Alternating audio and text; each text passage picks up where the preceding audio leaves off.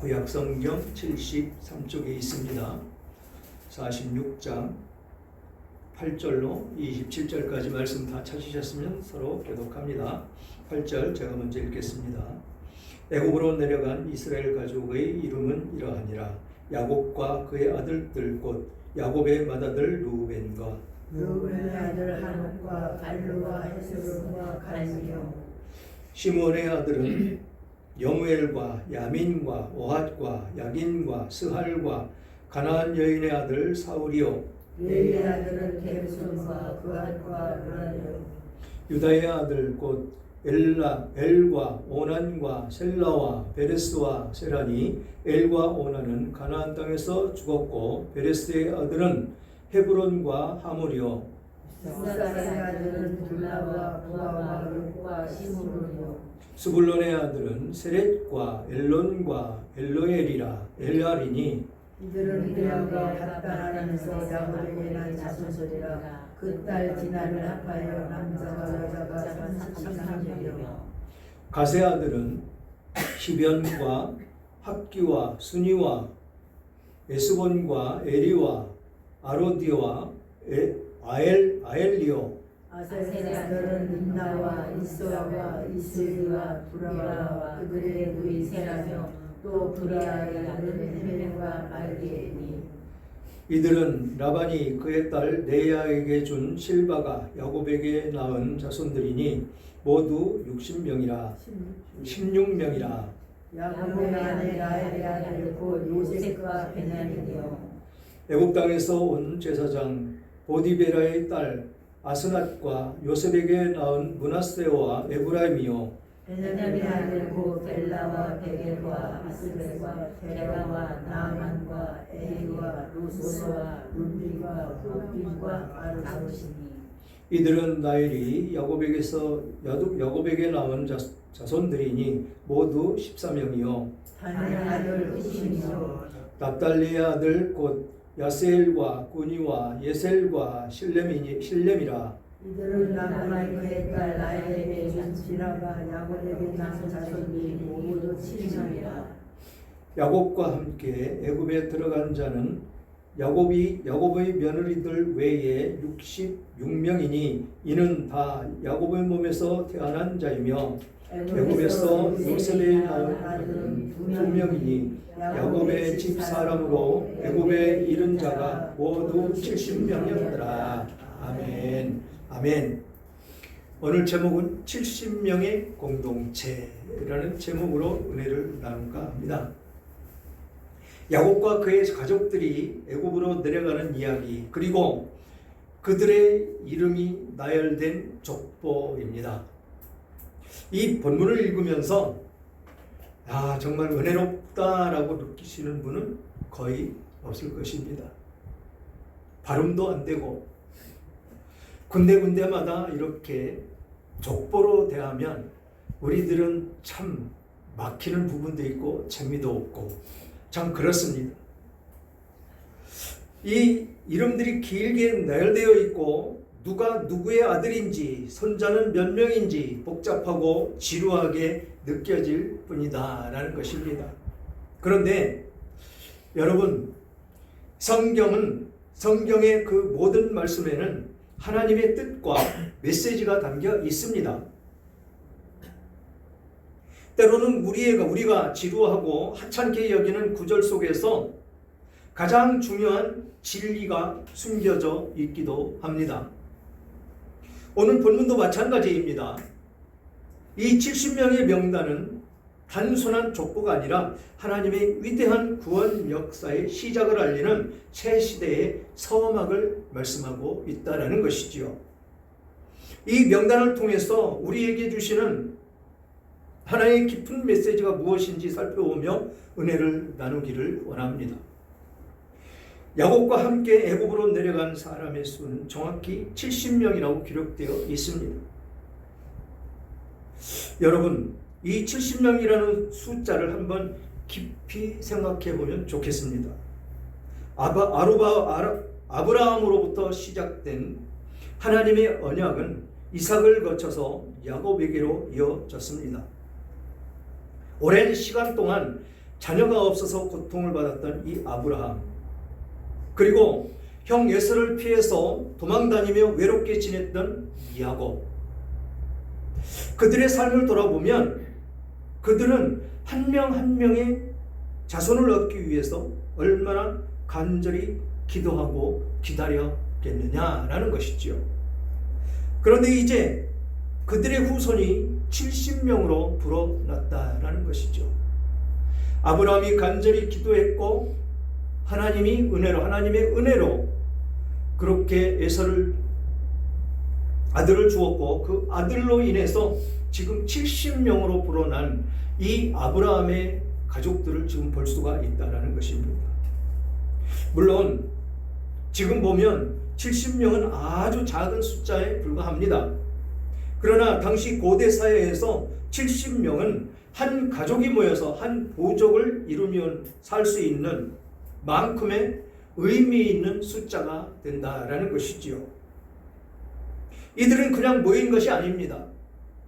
기근이라는 절체절명의 위기 속에서, 그리고 요셉이라는 인물을 통해서 미리 예비하신 하나님의 섭리 아래 모인 언약의 백성들이다라는 것이지요.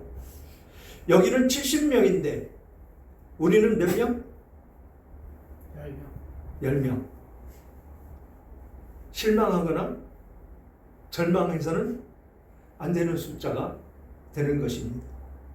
지금 70명이 어떻게 불어났죠? 몇백만 명 불어났지 않습니까?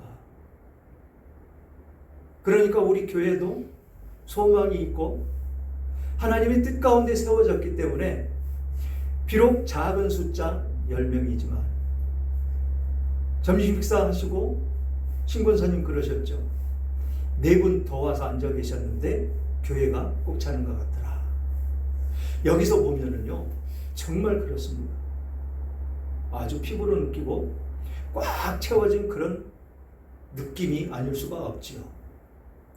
하나님께서 그렇게 채워 주실 것입니다. 아멘. 그래서 이 한 부족을 이루며 살 만큼 큰 숫자였다라는 것이지요. 이들은 그냥 모인 것이 아닙니다. 그래서 이 모인 언약의 백성들의 그 절체절명의 그 순간을 이기게 하시려고, 또 하나님께서 많은 백성으로 키워가시기 위해서 지금 모이게 했고 떠나가게 하는 그 과정을 보고 있는 것입니다. 그래서 하나님께서는 이 70명이라는 작은 무리를 통해서 당신의 위대한 계획을 이루기 시작을 하셨다라는 것이죠. 마치 하나님의 밀알이 땅에 떨어져서 수많은 열매를 맺는 것처럼 이 70명인 장차 이스라엘이라는 거대한 민족을 이룰 그런 씨앗이 되었다라는 것입니다. 이것이 바로 하나님께서 일하시는 방법이다라는 것이죠. 우리의 시선으로는 보잘것없고 미약하기 그지없는 그런 모습일지라도 하나님께서는 그 작은 것 속에서 위대한 일을 시작을 하시는 것입니다. 이미 우리 교회도 시작을 하셨다라는 것이지요. 그 시작이 아주 미약합니다. 그러나 뭐라고 말씀하십니까? 그 나중은 창대하리라. 우리는 그 안에 살기 때문에, 그런 희망이 있기 때문에, 그런 소망을 가지고 저 천국 시민권자로서 그렇게 살아갈 수가 있는 것입니다. 그래서 우리 각자도 마찬가지라는 것이죠. 때로는 우리가 가진 것이 너무 작고 우리의 믿음이 너무 연약해 보이죠. 아무것도 할 수 없는 것처럼 느껴질 때가 있습니다. 그러나 하나님께서는 우리의 작은 것을 들어서 사용을 하신다라는 것이지요.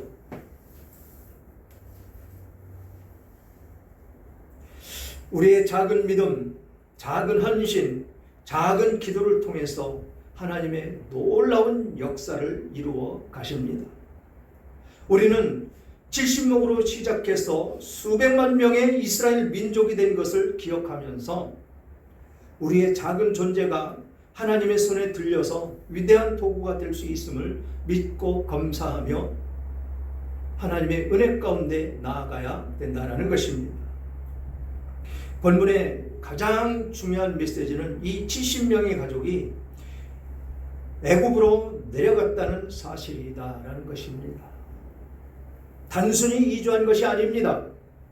이것은 하나님께서 아브라함에게서 약속하셨던 언약의 말씀이 성취되는 그런 과정의 일부일 뿐이다라는 것입니다.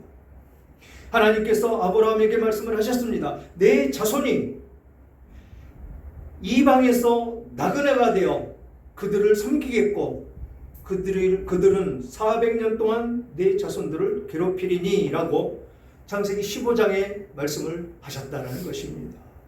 그렇게 예언하셨던 그것이 지금 이루어지는 그 순간이다라는 것입니다. 그런데 왜 하나님의 백성이고 하나님이 꼭 집어서 나의 선민이라고 한 그 백성들을 그 고난 가운데 내려보내느냐라는 것입니다. 우리는 여기서 깊이 상고를 해봐야 되는 것이죠. 그렇게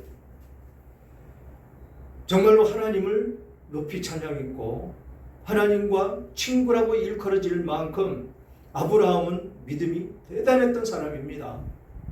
그런 가족들 이제 70명이 됐는데 왜 그들을 창세기 15장 13절에 말씀하신 것과 같이 이방에서 나그네가 되게 하셨느냐라는 것입니다. 우리는 깊이 생각해 봐야 될 것이 지금 우리는 예수를 믿었고 또 구원을 얻어서 지금 주님의 백성이 되었는데 우리들의 삶이 어떤 모습이냐는 것이죠. 정말로 예수 믿어서 부자가 됐고 떵떵거리며 살고 있고 출세했고 어디에 내놔도 부족함이 없는 그런 삶을 살아가고 있느냐라는 것입니다. 이 세상은 험하지요. 참 험합니다. 이 세상 삶을 살아가는데 참 어렵습니다. 고통도 따르고 고난도 따르고 심지어는 아주 불행에 빠질 때도 있습니다. 지금 이스라엘 백성들을 하나님이 내 자손이 이방에 나그네가 돼서 그곳에 있는 사람들을 섬기고 400년 동안이나 내 자손을 괴롭힌다라고 말씀을 하셨느냐라는 것이죠. 여기에 아브라함은 자기 자손들이 그렇게 될 것을 알고도 하나님이 주신 말씀을 들었음에도 하나님께 따지지 않습니다. 왜? 왜 안 따졌습니까? 하나님의 방법이기 때문에, 하나님을 굳게 믿고 있기 때문에, 그래서 하나님은 따지지 않습니다. 이 아브라함은 따지지 않습니다. 그렇게 학수고대하며 기도하며 하나님께서 은혜를 주신 이삭을 바치라고 했을 때 군말하지 않고 그 이삭을 바치려고 그 이삭을 끌고 모리아산으로 갈 때 그 마음이 어떤 마음이었느냐라는 것이죠. 그 해답이 어디에서 나옵니까? 우리가 쭉 살펴볼 때 그 말씀은 히브리서에 보면 아브라함이 어떤 믿음이었었느냐면 그 이삭을 죽여도 제물로 바쳐도 하나님이 살려주실 것이다 라는 그 하나님의 굳센 언약 앞에서 이삭을 두말할 것 없이 바치려고 했다라고 기록되어 있습니다. 우리는 이 믿음 안에 있어야 된다는 것이죠. 제가 정말 우리 양권사님 복받았다고 말씀을 드렸는데 전부 하나님이 새 것을 주셨다고 말씀을 하셨는데 그 마음은 어땠겠느냐라는 것이죠. 그 마음 가운데 기쁨이 있었겠느냐라는 것입니다. 이 세상 삶을 살아가는데 나에게 힘듦이 닥쳐오면 그 고통은 어디에 내놓고 화선할 데도 없고 아무도 알 수가 없습니다. 그렇지만 하나님만이 아십니다. 지금 이스라엘 백성들을 그런 구렁텅이에 집어넣으시는 이 하나님의 마음은 편하셨겠느냐라는 것이죠. 양권사님의 그 고통, 우리 김권사님의 그 고통, 그리고 우리 김 집사님, 김정숙 집사님 그 고통을 하나님만이 아신다는 것입니다. 하나님만이 아시기에 그런 고통도 허락하셨고 그 고통 가운데 무엇을 어떻게 해서 승리할 수 있는지를 해답도 주신다는 것입니다. 지금 이 이스라엘 백성들을 몇 년간? 400년간. 이 기간이 우리가 볼 때 엄청난 기간입니다. 이렇게 이들을 종살이로 내모를 때 하나님의 마음, 그 어머니의 마음 어떻게 했느냐라는 것이죠. 우리는 그 하나님께 영광 돌리며 꼭 붙잡고 나아가야 된다는 것이죠. 야곱의 가족이 애굽으로 내려가는 것은 단순한 그 식량을 얻기 위한 행위가 아니다라는 것입니다. 그들은 식량을 얻으러 갔겠지만 하나님의 뜻은 거기에 있지 않더라라는 것입니다. 하나님의 예언이 이루어지는 그 과정이다라는 것이지요. 그들이 애굽에서 종살이를 하고 고난을 겪을 것이지만 결국 하나님께서 그들을 구원하시고 약속의 땅으로 돌아오게 하실 것이기 때문이다라는 것입니다. 우리의 삶도 이와 마찬가지입니다. 때로는 우리가 이해할 수 없는 고난과 역경의 길을 걸을 때가 많이 있습니다. 마치 야곱의 가족이 기근을 피해서 낯선 땅으로 내려가는 것처럼 우리는 우리의 삶의 방향이 어디로 향하는지 알지 못하고 불안해할 수 있기 때문에 그렇다라는 것이죠. 그러나 하나님께서는 우리가 걷는 모든 발걸음을 인도하고 계신 것을 우리는 굳게 믿고 그 발걸음을 따라가야 된다는 것이죠. 우리가 지금 겪는 고난과 어려움은 하나님의 그 더 큰 계획을 이루기 위한 과정일 수 있기 때문에 그렇다는 것입니다. 여러분들에게 고난이 찾아오고 힘들고 어려움이 찾아오는 것은 하나님의 더 크신 계획을 이루어 가시기 위해서 주시는 고난임을 믿고 우리는 감사하며 그 고난을 이겨내야 될 줄 믿습니다. 이런 과정에서 요셉을 한번 그 삶을 한번 보십시오. 그 형들의 시기와 어떤 질투로 인해서 팔려간 그 요셉, 그리고 보디발의 아내의 누명을 써서 그 감옥에 갇혔지만 그는 모든 과정 그 가운데에서 하나님의 거대한 구원 계획 속에 이루어졌음을 볼 수가 있다라는 것이죠.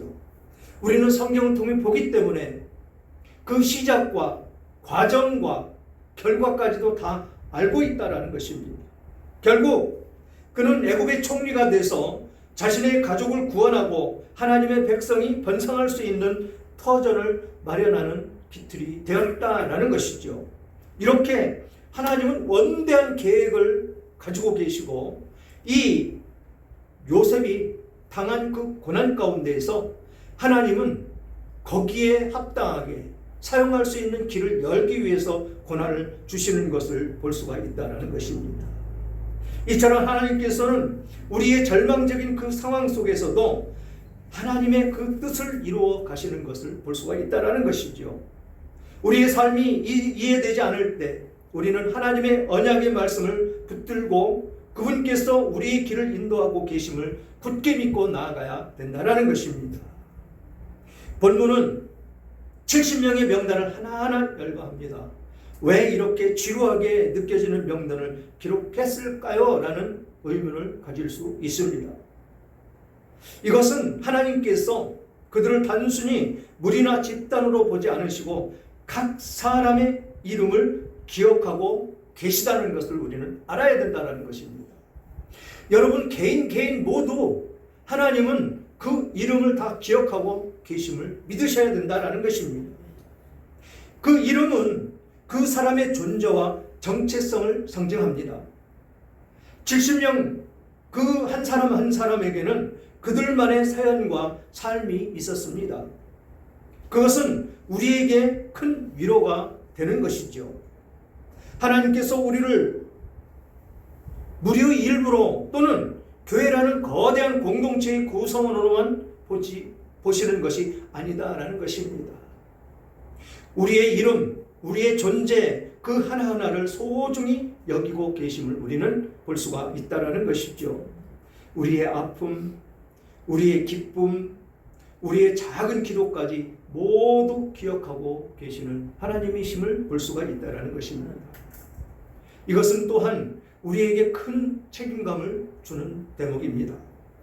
우리는 하나님의 백성으로서 기름 부음을 받았을 때 우리는 단순히 예수님을 믿는 개인이 되는 것을 넘어서 하나님의 위대한 구원 역사에 동참하는 그 존재가 되는 것이기 때문에 그렇습니다. 우리 각자의 삶이 이스라엘의 그 70명의 한 명처럼 하나님의 나라를 이루어 가는데 쓰임받고 있다는 사실을 간절히 기억하며 우리는 나가야 될 줄 믿습니다. 우리들의 그 살아가는 인생 가운데 중요한 결정을 앞두고 있다면 잠시 멈추고 하나님께 나가야 된다는 것이죠. 감정이 앞설 때, 좋은 기회처럼 보일 때, 주변의 권유가 강할 때, 그럴 때일수록 하나님 앞에서 시간을 가져야 됨을 말씀하고 있습니다. 모든 일을 결정함에 있어서 예배의 자리에 앉아 있어야 된다는 것입니다. 야곱이 두려운 가운데 브엘세바에서 예배를 드린 것처럼 중요한 선택 앞에서 예배와 기도로 하나님께 나아가야 된다는 것입니다. 그리고 말씀에 순종해야 하는 것입니다. 계획만 계속 확인하고 또 움직이지 않는 것은 믿음이 아니다라는 것이죠. 하나님께서 길을 열어주시고 마음에 분명한 확신을 주셨다면 믿음으로 발걸음을 옮겨야 된다는 것입니다.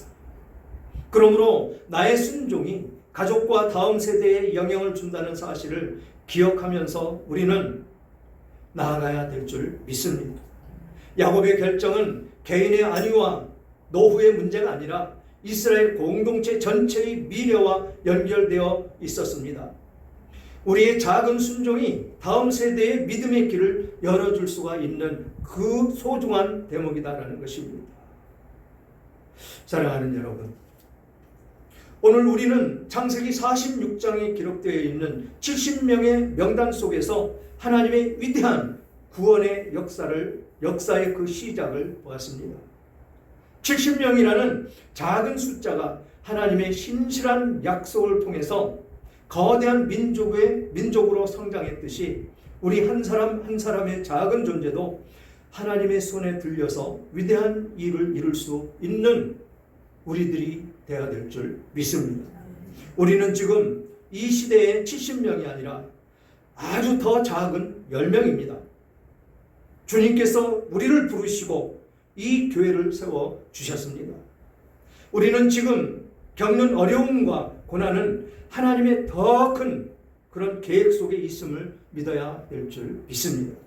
그리고 우리의 이름, 우리의 존재 그 하나하나가 하나님께 소중하다는 것을 기억하시고 우리가 하나님의 백성으로서 정체성을 가지고 이 세상 속에서 빛과 소금의 역할을 잘 감당해야 한다는 것이죠. 그렇게 하나님의 말씀을 따라 순종하며 나아갈 때 70명이 아닌 9명이 아니고 10명의 시작으로 하나님의 큰 계획 안에서 이스라엘과 같은 큰 무리를 이루는 승리마을교회가 될 것입니다. 그러므로 이 말씀을 붙들고 오직 주님만 의지하며 나아갈 때 우리에게는 승리가 있을 줄 믿습니다. 그렇게 승리하시고 하나님 주시는 복을 만끝마다 누리시는 여러분들 다 되시기를 주님의 이름으로 축원합니다.